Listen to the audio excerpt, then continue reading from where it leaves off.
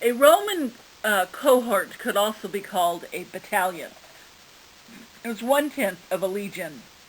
In theory, a cohort was 600 men and more for an auxiliary. So if the entire cohort got together, this was a lot of men who were having fun at the expense of a condemned prisoner, in this case, of course, Jesus. They started with putting him into a purple cloak. Now, purple was considered a royal color, and that's because purple dye for fabric was extremely expensive. Kings could afford it. The rich and powerful could afford it. It makes you wonder where they got the cloak. Did Pilate have one and lend it? Or was it a worn-out rag, perhaps, that suited their jest? We don't know. Now, being a Roman soldier was probably not the easiest job in the world. But if you don't mind the danger, a Roman soldier was not the worst job either. It was an opportunity for employment and limited advancement. Some studies have shown that they got better medical care than most people did in the empire. They may have also gotten slightly better food. There were perks to it. A soldier could force a civilian to carry his pack for a mile.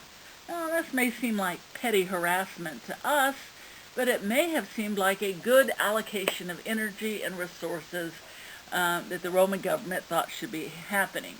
Because the soldier got some help, but the burden was shared out because civilians were protected. They only had to carry a pack for 1 mile and no more. Assignment to Palestine was probably more unpleasant than many other duty stations. Israelites lived all over the empire, far more of them outside Palestine than those living in that tiny country. They could read and write. They were useful to the Romans.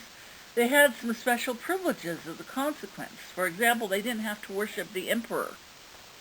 But no doubt from the Roman point of view, the ones who lived in Palestine were remarkably ungrateful for their favored position. There were constant attempts to revolt. A soldier had to be continually on his toes. It was an especially unfriendly country for a soldier to reside in. Under those circumstances, in some ways, it might seem strange almost that they wanted to torment Jesus, because the leaders of his own people had engineered his arrest. A group of local yahoos had called for his crucifixion. So on some levels, the soldiers and Jesus were in the same boat. They had a common enemy. There was no real advantage to what they did. Yes, the Roman governor had condemned him, but had made it clear he knew Jesus was innocent and had been reluctant to sentence him. The soldiers could also curry no favor with the locals by what they did. The enemies of Jesus would not stop being the enemies of Rome, no matter what they did. And the friends of Jesus were not powerful enough to object. The harassment of Jesus feels like simple human meanness. Or as my Tennessee-raised father might have said, it was just pure cussedness.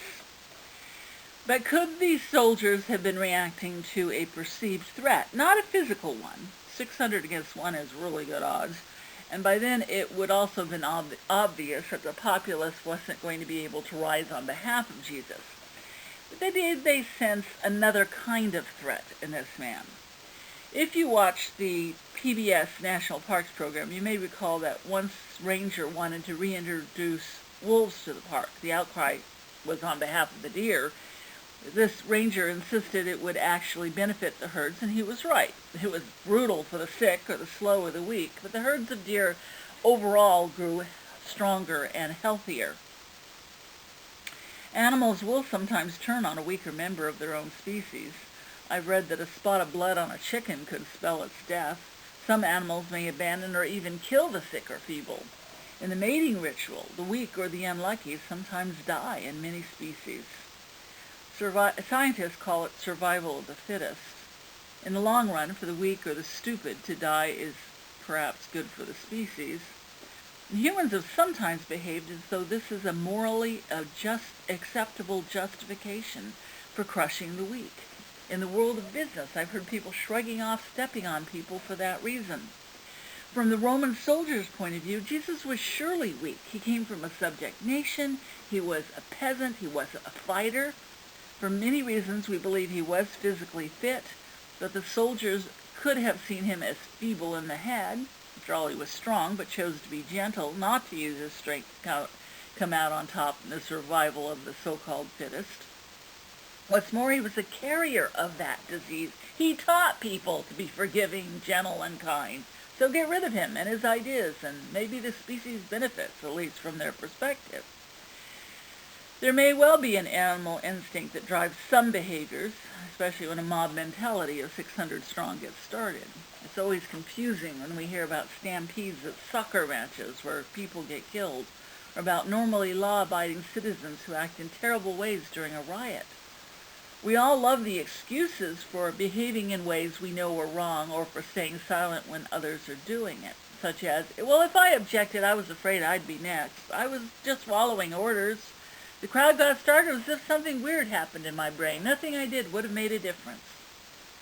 Could have been quite a number of Roman soldiers who would have preferred not to torment Jesus. Perhaps they'd trained their consciences into dull acceptance. Or maybe they spent the next night giving themselves some of those excuses.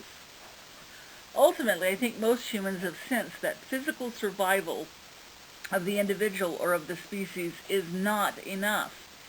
It's not satisfying enough. There's something that's hardwired inside of us that says existence has to have meaning. Oddly, to tend only to power and physical advancement or survival is also counterproductive to survival itself. Pure cussedness is a bad idea. Given the abilities humans have for destruction, unless we find higher moral and spiritual truths to live by, we can't survive. Many of the stories of the crucifixion remind us that humans have these amazing abilities. We have choices in how we will use our abilities. Sadly, we often choose wrong. It's that pesky freedom thing again. And in the midst of it, we have no recorded word from Jesus. He just stood there and took it. We know he endured it on our behalf. And ironically, he endured it for the same soldiers who were inflicting it on him. We have to wait for the sound of the hammers pounding nails into his flesh to die down. And then we hear the comment Jesus made on the whole business. Then we find out there is still hope for the human species. Jesus said a prayer, "Father, forgive them." Amen.